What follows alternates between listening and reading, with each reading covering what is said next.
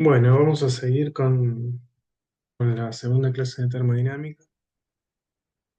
Le voy a pasar las slides.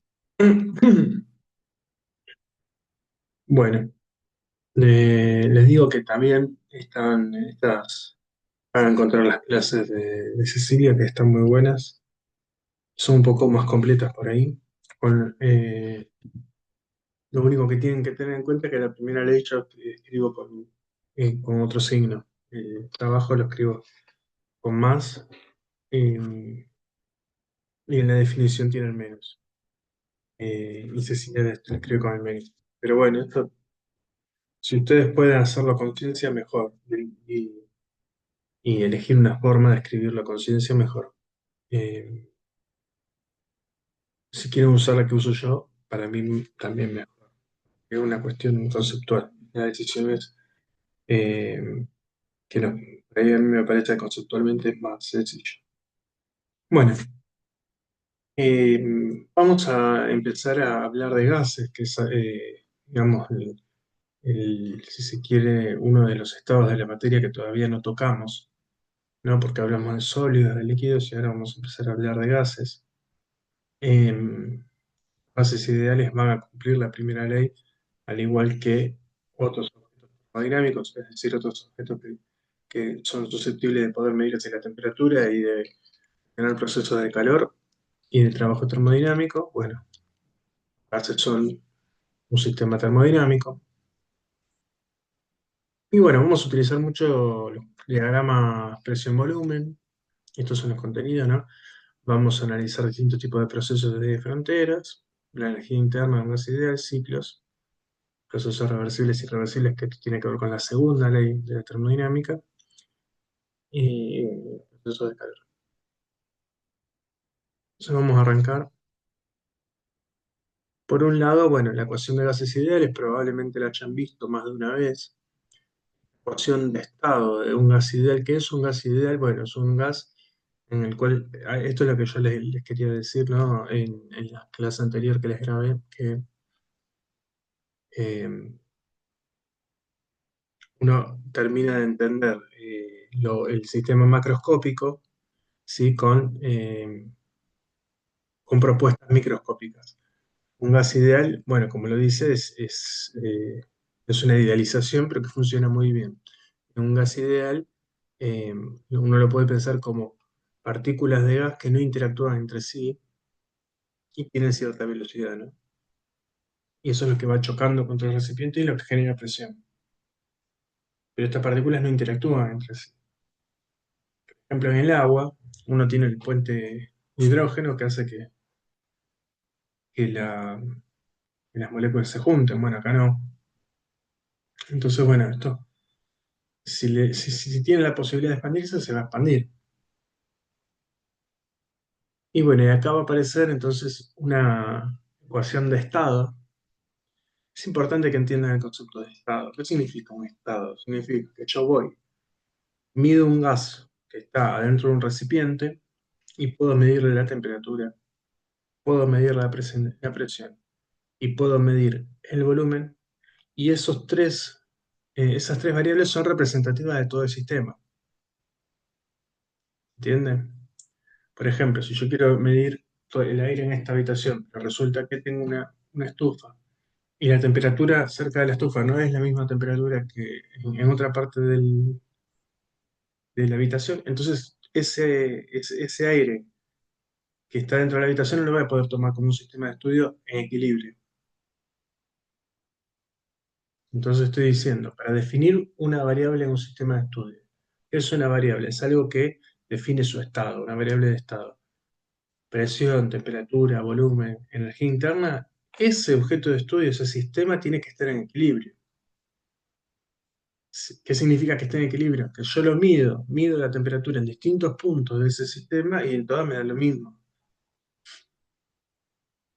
O sea que ese valor que yo obtengo de temperatura es representativo de todo mi sistema.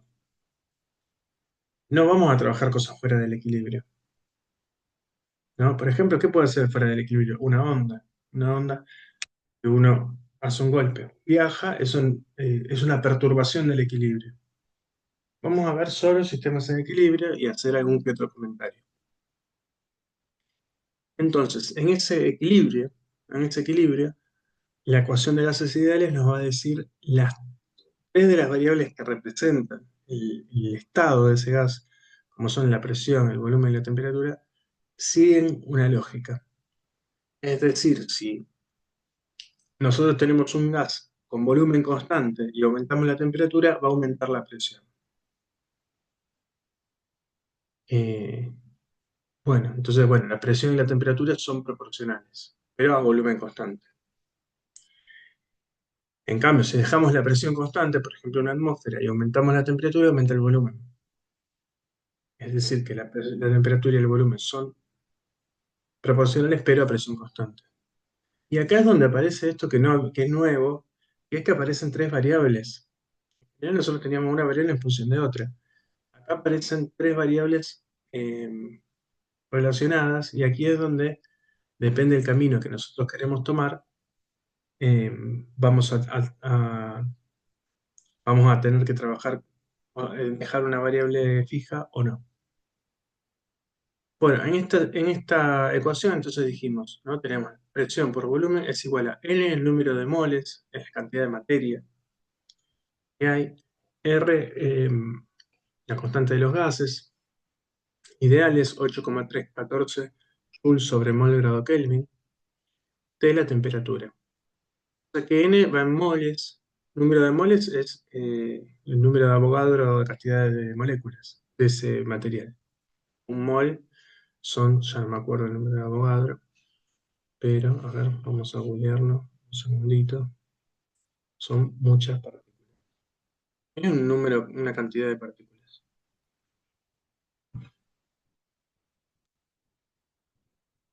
Gente de química que debe estar 6 por 10 a la 23 partículas. Es una manera de medir la cantidad de materia. En vez de medirla la medimos en cantidad de partículas, en vez de medirla en gramos, ¿no? Entonces, si uno pone la temperatura en grados Kelvin, acá sí es importante que la temperatura esté en grados Kelvin. No podemos poner 0 grados Celsius, tenemos que poner 273 grados Kelvin. Uno pone la temperatura en grados Kelvin, R en joules sobre mol Kelvin, entonces la presión y el volumen lo tiene que dar en MKS, porque tengo joule, es decir, tiene que dar en la presión en pascales y el volumen en metros cúbicos. En cambio, si uso este valor de R, 0,08206 litros atmósfera sobre mol grado Kelvin, entonces uno puede dar la presión en atmósfera y el volumen en litros. Entonces uno ahí elige cuál le conviene, ¿no? Si la presión y el volumen lo estamos dando en MKS, pascales y metros cúbicos, conviene usar este. Si la presión y el volumen la estamos dando en atmósfera y litro, conviene usar este. Bien. Un gas hipotético formado por partículas puntuales sin atracción y repulsión entre ellas y cuyos choques son perfectamente elásticos. Esa es la idea de un gas ideal. Ahí es donde yo les digo que lo macroscópico y lo microscópico se unen, ¿no? Y el equilibrio termodinámico, lo que acabo de decir, cada variable es representativa del estado del sistema. Bueno, lo que les decía, ¿no? Por ejemplo, esto se fue descubriendo de a poco. A volumen constante, la temperatura es proporcional a la presión. Es decir, aumenta la temperatura, aumenta la presión. Eso es lo que se llama la ley de Gay-Lussac. Está representada por esta ecuación. Si aumenta la temperatura, tiene que aumentar la presión porque la presión sobre la temperatura es constante. Después uno tiene la ley de Charles que dice a presión constante la temperatura es proporcional al volumen. Es decir, al aumentar la temperatura aumenta el volumen de manera proporcional. Y después está la ley de Boyle que dice a temperatura constante la presión es inversamente proporcional al volumen. Es decir, que si aumenta el volumen baja la presión. Ley de Boyle. Y estas tres leyes, no las vamos a estudiar por separado cada una, están incluidas en la ecuación de gases ideales, que es la que vamos a usar, ¿no? Bien.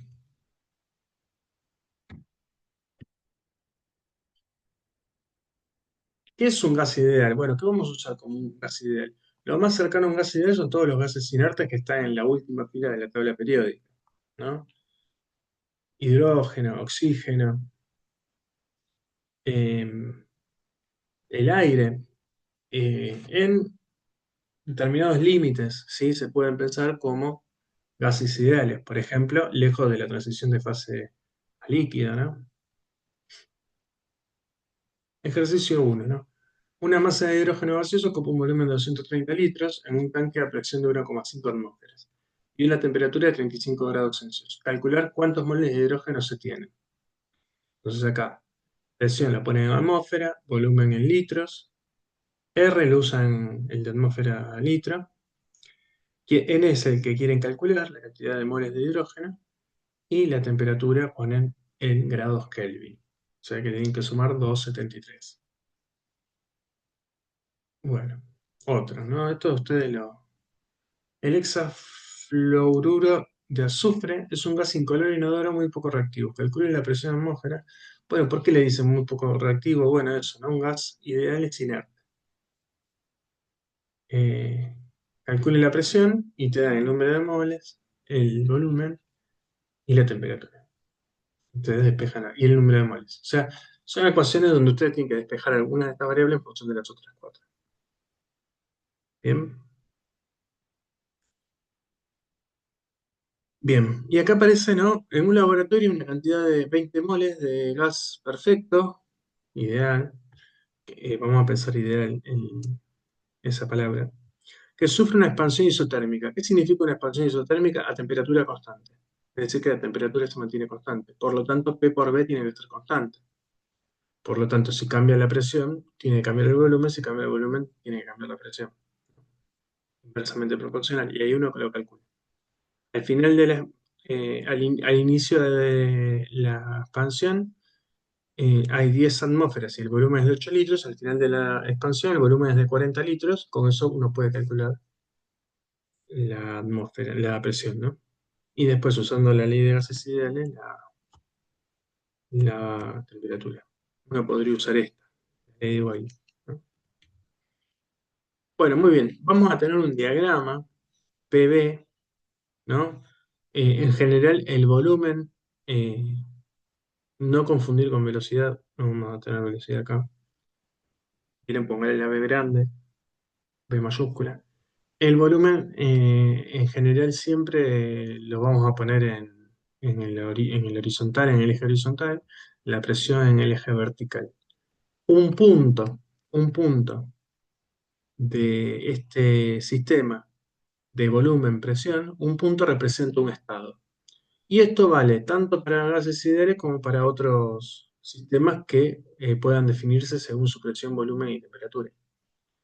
En un gas ideal, si uno conoce el volumen y la presión, bueno, y estamos también suponiendo que conocemos el número de moles. Es verdad que también puede cambiar el número de moles, pero en estos esquemas vamos a suponer que el número de moles es constante. Conociendo el volumen y la presión, conocemos la temperatura. Entonces, con estas dos variables nos bastan para describir el sistema. El sistema está determinado por esas dos variables, ¿no? Eh, Cada punto en el diagrama representa un estado termodinámico para el sistema, ¿sí? Un valor de presión, uno de volumen, y a cada punto le corresponderá también un valor de temperatura, de energía interna y de entropía. Que no hablamos de la entropía, va a ser otra variable de estado, ¿no? De entropía. Variable de estado del sistema de estudio. Bueno, concepto de equilibrio. Bueno, eso. Un punto acá, un punto en este diagrama representa un punto de equilibrio, porque yo estoy diciendo todo mi sistema tiene tal volumen, tal presión y tal temperatura, estoy diciendo que está en equilibrio. ¿Se entiende? Si no estuviera en equilibrio, yo no podría decir este gas tiene tal temperatura. Tendría que decir este gas tiene tal temperatura acá, allá no, allá tiene otra temperatura, allá tiene otra. No está en equilibrio.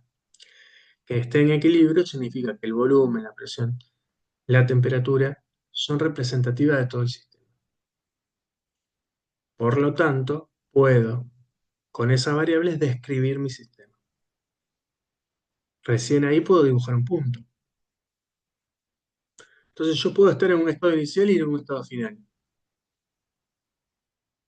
¿no? Y puedo ir conociendo las variables punto a punto o sin conocer las variables punto a punto, pero ir al mismo estado. Un ejemplo, ¿no? Pongo un globo dentro de una caja, un cubo, cerrado, ¿sí? Exploto el globo. Entonces, el estado final es que todo el aire que estaba dentro del globo ocupó toda la caja. ¿Estamos bien? Pero cuando yo exploté el globo, ahí, si yo pregunto por la presión, por la temperatura, por el volumen del globo, ni bien lo exploté, no van a estar bien definidas esas variables. Ahora vamos a hacer vamos a llegar al mismo sistema final, al mismo estado final, pero desinflando el globo de a poquito. Voy desinflando el globo de a poquito y esperando a que llegue al equilibrio. Entonces yo punto a punto conozco el volumen, la presión, la temperatura de todo el sistema. Un ejemplo, ¿no?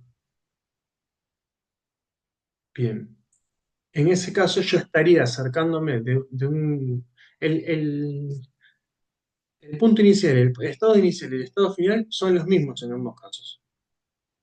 Pero en uno yo fui controladamente conociendo cuánto valía la presión, el volumen y la temperatura punto a punto, y en otro no. En otro yo sé que no, me perdí, que no estaban bien definidas esa variable porque no estaba en equilibrio. ¿Está bien? El caso de pasar de un estado inicial a un estado final por sucesivos estados de equilibrio se llama proceso cuasi estático. Lo voy a repetir, ¿no? Si para pasar de un estado final, de un estado inicial a un estado final, nosotros conocemos las variables de estado y están bien definidas punto a punto, estoy pasando por distintos procesos de equilibrio. ¿Cómo podría ser eso? Podría ser, eh, por ejemplo, el típico, vamos a ver si aparece por acá. ¿No? El típico es, bueno, un ejemplo típico es, quiero expandir un gas de este volumen al doble. Uno lo hago sacándole un tabique, sería no cuasi estático, y el otro lo hago con un émbolo que se va corriendo punto a punto, de poquito a poquito, de poquito a poquito, hasta el estado final. ¿Qué significa que es cuasi estático? Significa yo punto a punto conozco el volumen, la presión y la temperatura, y los controlo. Por lo tanto, sé por qué camino fue. Conozco el camino por el que fue. Si yo no conozco el camino por el que fue, no solo porque no lo conozco, sino porque no estaban bien definidos. Porque cuando yo saqué el tabique, te pregunto cuál es el volumen, ni bien sacaste el tabique. Y no es ni la mitad ni todo, porque todavía no llegó al. Entonces no está en equilibrio. Eso es un estado no cuasistático. Y si paso por activos estados de equilibrio, es un estado cuasistático. Es difícil, ¿no? Pero eh, cada vez que podamos dibujar una línea, una línea continua en este diagrama, lo que estamos diciendo es que conocemos las variables de estado punto a punto. Si no, en general, para graficar estados que no son procesos que no son cuasiestáticos, se utiliza la línea punteada. Ni idea cómo fue, ahí está ahí. No estaban bien definidas las variables, medías la presión en un punto y en otro te daba distinto, medías la temperatura en un punto, no estaba en equilibrio. Por lo tanto, no puedo dibujar un camino porque no estaban bien definidas las variables. Ni el volumen, ni la presión, ni la temperatura eran, estaban en equilibrio en todo el gas. Entonces, vaya a saber. Es un proceso no cuasista. Bien. Bueno, los tipos de procesos que vamos a tener en los gases ideales, en los gases, pero que vamos a estudiar en los gases ideales. Vamos a estudiar solamente gases ideales como un sistema que vamos a poder encontrar esa ecuación de gases ideales para la variable. Y también la primera ley se puede aplicar, ¿no? Lo vamos a ver más adelante, ¿no? Los tipos de procesos que podemos tener son isobáricos a presión constante, isopóricos a volumen constante, isotérmicos a temperatura constante y adiabáticos sin procesos de calor neto. Y fíjense que es distinto que se mantenga la temperatura a que sea adiabático. Ojo al piojo. Es decir, adiabático es que el proceso de calor es nulo. Isotérmico, que la temperatura se mantiene constante. Y no es lo mismo. Es decir, puede mantenerse la temperatura constante y que haya procesos de calor, por ejemplo, las transiciones de fase, o puede haber procesos de calor y cambiar, puede haber procesos de calor nulo, pero que cambie la temperatura. También puede pasar. Es decir, que no va a ser lo mismo, no va a haber una correspondencia uno a uno entre calor y temperatura. Puede cambiar la temperatura sin que haya calor y puede haber calor sin que cambie la temperatura. Es decir, eh, ojo con eso. Bueno, trabajo termodinámico. Si el gas se comprime, el entorno le está haciendo un trabajo positivo al gas eh, y esta cuenta del trabajo nos va a dar negativa, ¿sí? Porque, perdón, nos va a dar positivo, nos va a dar el trabajo del entorno, porque este dB va a ser negativo, porque el volumen final va a ser menor que el inicial, entonces este dB nos va a dar negativo. ¿A qué? Estamos yendo de volúmenes mayores a volúmenes menores, el volumen decrece y el trabajo realizado nos va a dar positivo. Es decir, que siempre que vayamos en este diagrama con un proceso hacia la izquierda, va a aumentar el volumen, va a disminuir el volumen y hacia la derecha va a aumentar el volumen. Hacia la izquierda el trabajo va a ser positivo, el trabajo que hace el entorno sobre el sistema es positivo, y hacia la derecha el sistema le hace trabajo positivo al entorno, por lo tanto el entorno hace trabajo negativo. Entonces el trabajo va a ser negativo hacia la derecha y positivo hacia la izquierda. Si nos movemos en línea horizontal, en línea vertical, va a ser cero el trabajo, porque no cambia el volumen, este dB vale cero. Por ejemplo, acá estamos haciendo trabajo, estamos yendo de derecha a izquierda, o sea, estamos disminuyendo el volumen, estamos haciendo trabajo positivo sobre el sistema. Fíjense que la fuerza y el delta X, o sea, la dirección de transformación del volumen está en la misma dirección, entonces estamos haciendo un trabajo positivo. ¿Se acuerdan F por delta X? Bueno, vuelvo a repetirlo. Compresión, trabajo positivo. eh, Estamos yendo hacia la izquierda en el diagrama PV. Expansión, trabajo negativo. Estamos yendo hacia la derecha en el diagrama PV. Bueno, en el modelo de calor que habíamos visto, calor en sólidos y líquidos, o líquidos, que son incompresibles, va a ser C, el calor específico por la masa, por el delta de temperatura. Y en gases ideales vamos a tener dos situaciones. Vamos a tener un calor específico a volumen constante y un calor específico a presión constante. Y dependiendo el camino por el que vamos a ir, si es a volumen constante o a presión constante, vamos a tener que usar uno u otro. ¿Por qué? En los gases ideales tenemos más variables que en los líquidos o sólidos. Piensa que puede cambiar mucho el volumen. Entonces acá vamos a tener un calor específico. Después va a funcionar igual esto. El calor va a ser el calor específico por la cantidad de materia en gramos por delta de temperatura. Pero este calor va a ser en procesos de volumen constante y este calor va a ser en procesos de presión constante. Y también vamos a tener un calor en procesos de temperatura constante, que no nos vamos a meter ahora, y en el caso adiabático el calor es cero. En los procesos adiabáticos el calor es cero. Y este calor específico a volumen constante o a presión constante, para un gas ideal monoatómico, vale 3 medios de la constante de gas R, que habíamos visto antes, y el Cp, que es calor específico a presión constante, 5 medios de R. Bien. Gas ideal monoatómico significa que viene de un átomo, y diatómico es que viene de a dos atomitos juntos, ¿sí? Como parejitas, que en ese caso el Cp vale, hay que sumarle 1, vale 5 medios, y el Cp también hay que sumarle 1, vale 7 medios. Pero no nos vamos a meter en eso. Pero para que sepan que en general en los ejercicios, en las actividades, le dicen un gas ideal monoatómico. Por ejemplo, cuando decimos oxígeno O2, es un gas ideal diatómico, porque viene de moléculas de dos. Eh, ¿Está bien?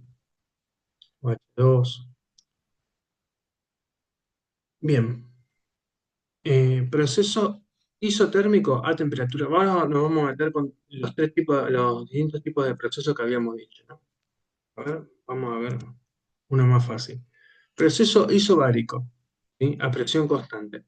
Fíjense, estamos yendo desde A hasta B, ¿sí? Estamos yendo desde A hasta B con presión constante. ¿Qué podría ser esto? Podría ser un globo que se está inflando. La presión dentro del globo es la misma que en el exterior porque estamos pasando por distintos puntos de equilibrio y punto a punto se equilibra la presión interior con la exterior, entonces podemos pensar que la presión siempre es la misma, pero lo que cambia es el volumen. Se expande contra una presión constante y si está en equilibrio, la presión que está de adentro tiene que ser igual a la presión de afuera, va a ser aproximadamente una atmósfera, pero el volumen sí cambia, ¿no? Entonces es una expansión a presión constante. Lo vemos como una línea recta horizontal. ¿Por qué una línea recta horizontal? Porque la presión no cambia, es constante. Isobárico, se llama proceso isobárico. Isobárico significa iso igual presión. Bueno, y si queremos calcular el trabajo, nos va a quedar la integral de P de B, como la presión es constante, sale afuera de la integral y queda directamente la integral de un 1 diferencial volumen, que queda el volumen por regla de Barrow, evaluado en el punto final menos inicial, entonces queda volumen final menos volumen inicial, o menos P por delta B, que es lo mismo que el área de este cubito. Delta B es la base, P en la presión es la altura, y el trabajo, si estoy yendo de A hasta B, es negativo, porque estoy en una expansión. Y el calor en un proceso isobárico, ya habíamos dicho, un gas ideal, es Cp por temperatura final menos temperatura inicial. Cp es calor específico a presión constante, que era en un gas monoatómico 5 medios de R, por temperatura final menos temperatura inicial. Entonces tenemos dos fórmulas para calcular en un proceso isobárico el trabajo y el calor en un gas ideal. Bien. En un proceso isocórico significa a volumen constante. ¿Qué podría ser esto? Podría ser una olla a presión, en la cual el volumen no cambia porque lo tenemos a presión, está presionado. Entonces, en este caso, podríamos pensar que el estado inicial es A y el estado final es B. Fíjense que acá está aumentando la temperatura, pero no estamos viendo cómo aumenta la temperatura porque estamos viendo P y B. Pero vamos a ver, me voy a ir primero a la temperatura para que vean qué es lo que pasa con la temperatura. Por acá también pasa con la temperatura. Estas curvas que están acá son las curvas isotérmicas. ¿Qué significa isotérmica? Significa que para una temperatura constante, si yo despejo P en función de B, fíjense que es como despejar una función Y en función de X. Me parece una función 1 sobre X. La función 1 sobre X es una función homográfica, se parece a esta que está acá, ¿no? ¿Qué significa? Que esta curva que está acá representa una curva de temperatura constante. Es decir, que si nos movemos por esta curva, cambia el volumen, cambia la presión, pero la temperatura no. Por ejemplo, el gas tiene 273 grados Kelvin en toda esta curva. ¿Sí? Entonces, si voy para allá, vamos a llamarlo una expansión isotérmica. Si voy para allá, una contracción isotérmica, ¿no? Que estoy comprimiendo una compresión isotérmica hacia la izquierda y una expansión isotérmica hacia la derecha, siempre que me mueva sobre la isoterma. Bien, la ecuación de isoterma ya la habíamos visto, ¿no? Si la temperatura es constante, la presión por el volumen es constante. PA por BA es igual a PB por BB. Cuando uno va a calcular la integral, y acá es el tema, por eso definimos el trabajo como la integral, ya no es más la presión constante, no la podemos sacar afuera de la integral, porque en este camino sabemos que la presión no es constante, tiene esta funcionalidad respecto al volumen, la podemos despejar. La despejamos, la colocamos acá Y cuando integramos nos queda la integral de 1/b diferencial de b, y la integral de eso es el logaritmo natural. Queda esta ecuación que está acá. Fíjense, queda el logaritmo, esto nrt lo saco afuera, con el menos, y queda el logaritmo natural de b final menos b inicial, menos logaritmo natural de b inicial. Y por propiedad del logaritmo, esto lo podemos escribir como logaritmo natural de b final sobre b inicial. Y este va a ser cálculo de trabajo. Y bueno, y no nos vamos a meter ahora en esto, pero en un proceso isotérmico, la energía es constante, es decir, que no cambia de energía, porque la energía va a depender solo de la temperatura. Como la temperatura es constante, la energía se mantiene igual, por lo tanto delta U vale cero, y por la primera ley nos va a quedar que el trabajo es igual a menos el calor. Lo vamos a calcular con esta cuenta P, pero... Entonces fíjense que el cálculo de trabajo va a depender del camino que yo utilizo para llegar de un punto a otro. Yo podría llegar de A hasta B por esta isoterma, o podría llegar por una expansión isobárica a presión constante y después una isocora a volumen constante. Ahora vamos a las isocoras. ¿Cómo sería un proceso isotérmico? Sería un proceso en el cual puede haber procesos de calor, pero de manera que la temperatura del objeto permanezca constante. En general, ¿cómo lo hacemos? Por ejemplo, un baño térmico, por ejemplo. Colocamos algo en un baño con agua y hielo, de manera que sabemos que se mantiene a 0 grados. Hay procesos de calor, de manera que si está en equilibrio, siempre tiene 0 grados. Fíjense que no es lo mismo el calor que la temperatura. Puede haber procesos de calor y que la temperatura se mantenga constante. Eh, Otro ejemplo podría ser un objeto que uno lo mete en el agua del mar. El mar funciona como un baño térmico, entonces se va a mantener esa temperatura constante. Este dibujito que está acá no sé bien a qué hace referencia. Pero bueno, esos son los ejemplos. Y después tenemos un proceso isocórico o volumen constante, que podría ser una olla tapada, que no cambia su volumen. Hay proceso de calor, cambia su temperatura, cambia su presión, pero su volumen no. Entonces, ¿cómo cambia la presión y la temperatura? Bueno, el volumen es constante, la temperatura y la presión son proporcionales, es decir, que aumenta la presión, aumenta la temperatura. Y uno se podría imaginar en este gráfico las isotermas, así pasando una isoterma por A y otra isoterma por B. La isoterma de B va a ser la temperatura de B, ¿no? La isoterma que pasa por el punto A va a tener la temperatura del punto A. Cuando uno calcula el trabajo le da cero, porque dB vale cero porque volumen constante no cambia el volumen. Entonces queda que el delta de energía es el calor, solo el calor, y el calor decíamos que lo podíamos calcular como calor específico a volumen constante por el delta de temperatura. ¿Estamos? Déjenme ver, me faltó multiplicar por la cantidad de moles ahí. Acá me falta multiplicar por la cantidad de moles también.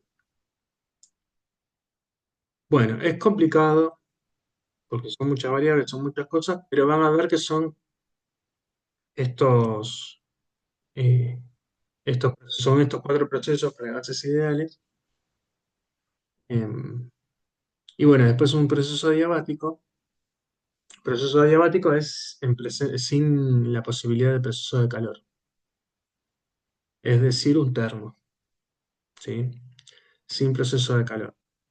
Y bueno, no nos vamos a detener mucho eh, en cómo calcular el trabajo, lo vamos a dar directamente porque es complejo llegar a esta ecuación.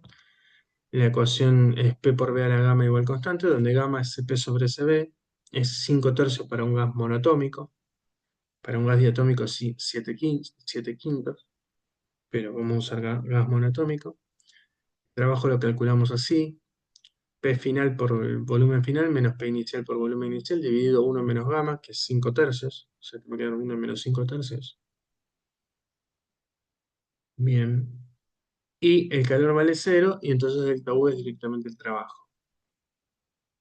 Bien, el proceso adiabático. Adiabático con calor cero. Y fíjense que las adiabáticas son un poquito eh, eh, van más rápido a cero que las isotermas. Fíjense cómo las cruzan, ¿no? Esto es una isoterma, en negro, perdón, claro, en negro está la diabática y en punteado blanco está la isoterma. Fíjense que la diabática va más rápido a cero, que es más, tiene una pendiente mayor que las isotermas.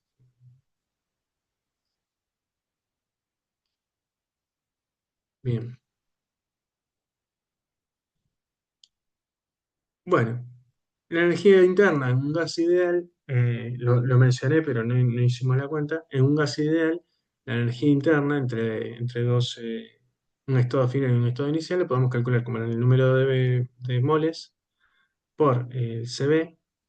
Siempre que usamos como calor específico volumen constante o calor específico presión constante 3 medios de R, hay que multiplicar por el número de moles, no por la masa, sino por el número de moles.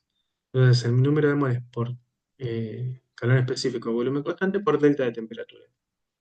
Y esto no importa el proceso. ¿Por qué no importa el proceso? Porque delta, la energía es una variable de estado. No importa cómo llegaste de un estado a otro, es una variable de estado. Por lo que sí, es decir, a ver, uno puede llegar desde 1 hasta 2 por este proceso adiabático, o puede ir por un isoterma y una isocora, o puede ir por una isobara y una isocora, o puede ir por donde se le ocurra. Pero el delta U entre 2 y 1 tiene que valer lo mismo. No va a valer lo mismo el trabajo, no va a valer lo mismo el calor, porque son procesos que dependen del camino, hay que integrarlos, pero sí va a valer lo mismo el delta U. ¿Por qué? Porque U es una variable de estado, por lo tanto depende solo del estado. Y el estado es el mismo, el final y el inicial. Por lo tanto, el delta U tiene que ser lo mismo. Y eso va a pasar con cualquier variable de estado. Delta T, delta... Espérenme que me abro mi data. Delta de temperatura, delta de volumen, delta de presión tiene que valer. No puede depender del camino, ¿sí? Eh, entonces, fíjense que para cualquier proceso, sea posistático, sea no posistático también, porque esto es independiente de cómo llegue. Yo llego desde A hasta B. Lo que sí lo que sí tiene que estar en equilibrio en el momento en que salgo y en equilibrio en el momento en que llego. No sé cómo llegué de A hasta B, pero acá está en equilibrio y acá está en equilibrio. Y ahí puedo calcular delta U. No puedo calcular los procesos por ahí. No puedo calcular el trabajo, no puedo calcular el calor. Pero delta U sí, porque es una variable de estado. Yo sé cuál es el estado final y sé cuál es el estado inicial. Puedo medirlo. Mido la temperatura final, mido la temperatura inicial y calculo delta U. eh, Así que bueno. Fíjense que es importante esto, variables de estado. Siempre que aparece un delta es una variable de estado, siempre que aparece una integral es un proceso, ¿no? Bueno, un ejemplo de un ciclo cerrado. Arranca en A con 2 metros cúbicos de volumen y 200 kilopascales, ¿sí? Y tiene una expansión isobárica a presión constante, hasta un volumen final en B. Y después una compresión isotérmica hasta el punto C, y después una isocora, ¿no? Una isocora con volumen constante para volver a... ¿Qué les podríamos preguntar, ¿no? De esta actividad? Por ejemplo, bueno, si pueden calcular la temperatura en B, la presión en B, el volumen en B, o en C. Fíjense que en C ustedes conocen la presión, conocen el volumen. Si les dicen que es un mol de gas, pueden calcular la temperatura con la ecuación de gases ideales. Conociendo la temperatura en C, pueden calcular la temperatura en B porque es la misma, porque esto es una isoterma. De la temperatura en B y la presión en B, pueden calcular el volumen en B. Y ahí ya tienen todas las variables en todos los... Y ahí pueden calcular los procesos. Para ir desde A hasta B, el proceso es un proceso isobárico, por lo tanto el trabajo va a ser menos la integral, va a ser menos el área de esta curva, no sé, ¿no? Nos va a quedar menos P por delta P. Va a ser 200 kilopascales por volumen final menos volumen inicial. Para ir de B a C tenemos una isoterma, una compresión isotérmica. El trabajo va a ser positivo y ahí nos va a quedar el logaritmo. Va a quedar la integral de algo que va como 1 sobre B de B, nos va a quedar menos NR por la temperatura de esta isoterma por el logaritmo natural del volumen final sobre el volumen inicial. Y bueno, sabemos que el delta de energía vale cero, porque el delta de energía para un gas ideal es proporcional al delta de temperatura, como no cambia la temperatura, el delta de energía es cero, y con eso calculamos el calor que va a valer lo mismo que el trabajo con un signo inverso. Y acá el calor entre A y B lo podemos calcular como calor específico a presión constante, Cp, por la cantidad de moles por delta de temperatura. Y bueno, y después queda el volumen, la isocora, ¿no? Que el trabajo es cero porque no cambia el volumen, y delta U nos va a quedar igual que el calor, que lo vamos a calcular como N por Cb por delta T. Ya vamos a tener todo, ¿no? Todas las variables. Lo dije rápido, ¿sí? Pero pónganselo a hacer, si quieren, bien, pausando, hagan la cuenta de esto, porque es probable que aparezcan en las, en la práctica. Y bueno, y acá tenemos un caso de dos adiabáticas y dos isotermas, que es el caso de funcionamiento de una heladera. ¿Sí? Una heladera cuando funciona entre dos temperaturas, la temperatura interna y la temperatura externa, y los procesos adiabáticos son procesos en los cuales no hay intercambio de calor, ¿sí? Una expansión o una compresión sin intercambio de calor, y después procesos isotérmicos. Ahora no se los podría explicar muy bien porque no recuerdo muy bien, pero eh, tenemos un gas que tiene una serpentina y adentro tiene una placa, un gas que se expande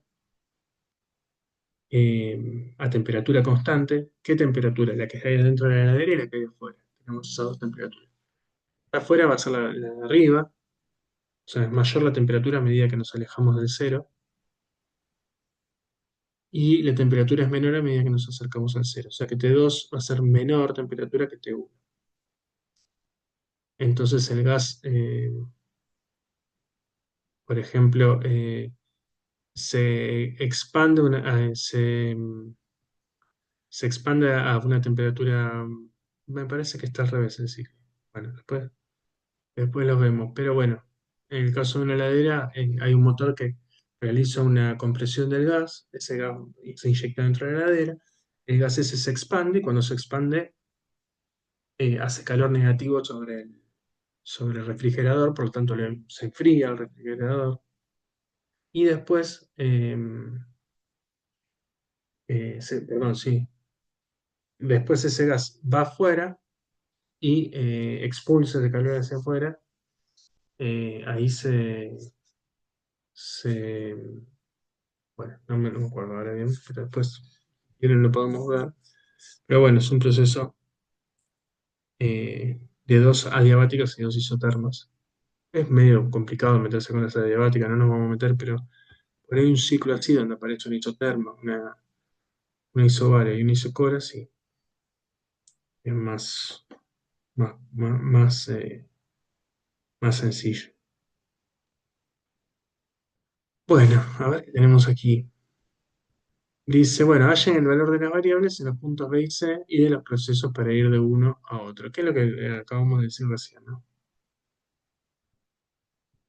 Bien. Bueno, creo que todo, ¿no?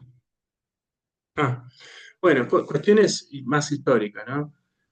Trabajo, ¿sí? El concepto de trabajo. ¿Dónde sale el concepto de trabajo? Bueno, esto tiene que ver, y el desarrollo de la termodinámica tiene mucho que ver con la revolución industrial, donde empezamos a ver máquinas que funcionan con vapor de agua, que se expande y esa expansión realiza trabajo que uno lo puede, por ejemplo, en el caso de un tren, lo puede utilizar para mover una rueda.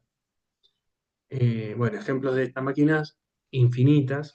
Estamos hablando de la época de la Revolución Industrial. Fíjense cómo con la materia, al principio, con esta materia de física, al principio empezamos a hablar de Newton, de lo que se llama la revolución científica, cómo esa matematización, ese modelado matemático de distintas situaciones de la naturaleza, fueron llevando a un dominio, ¿sí?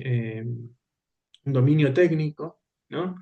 Que tiene su auge, sigue teniendo su auge, pero tiene su auge en la época de lo que se llama la Revolución Industrial, ¿no? Se empezaron a fabricar máquinas, maquinaria, ¿no?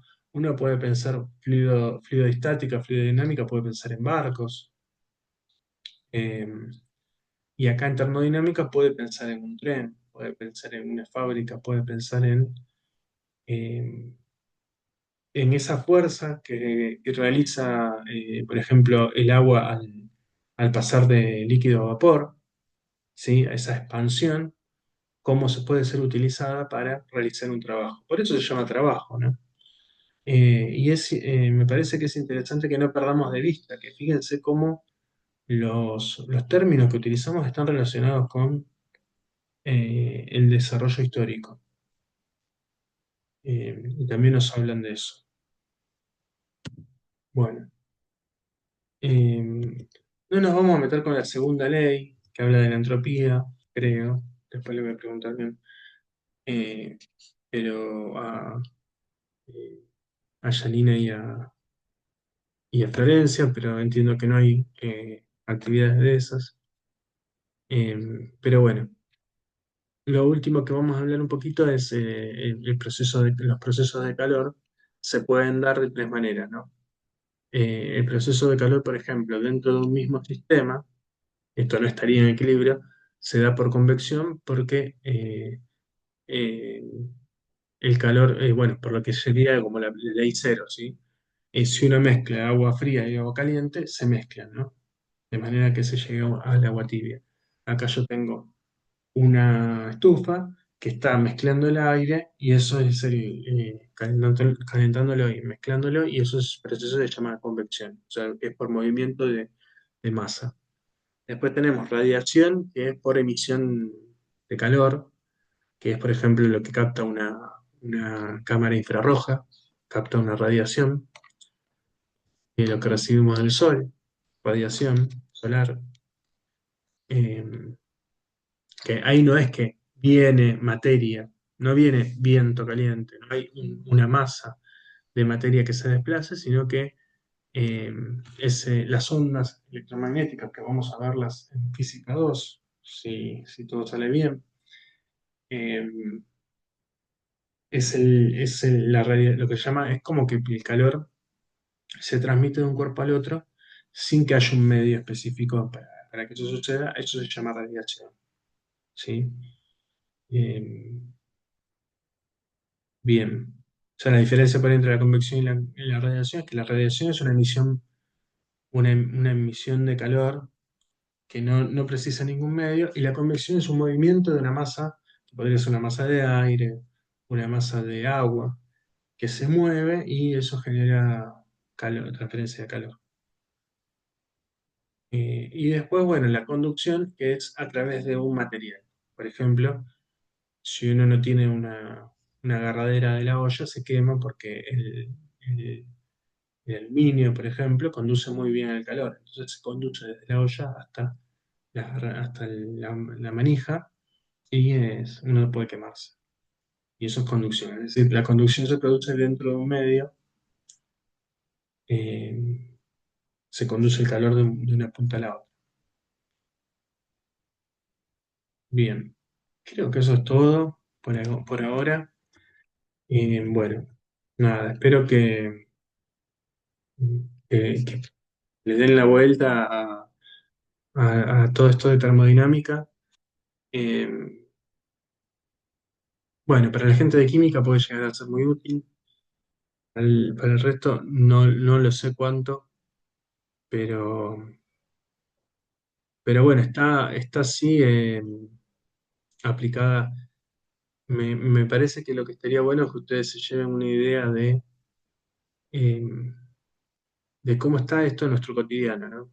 En, en los electrodomésticos, que ustedes puedan empezar a tener esa mirada de todo esto que uno naturaliza, tiene que ver con un desarrollo técnico que se da a partir de descubrimientos eh, científicos, ¿no? Y de cómo la física está aplicada a todo nuestro cotidiano.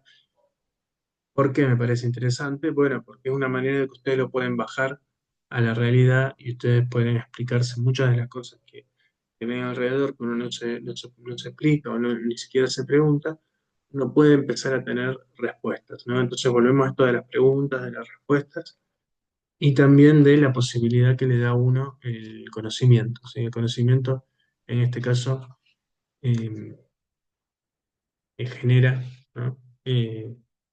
Poder entender cómo funcionan las cosas a uno le da posibilidades, ¿sí? Entonces también tener en cuenta esto, ¿no? De que empezamos a ver que tenemos herramientas para poder entender procesos que se dan, por ejemplo, en una heladera, un aire acondicionado, eh, o, o en una cocina, o qué sé yo, o un globo aerostático, o bueno. Así que bueno, eh, creo que es todo.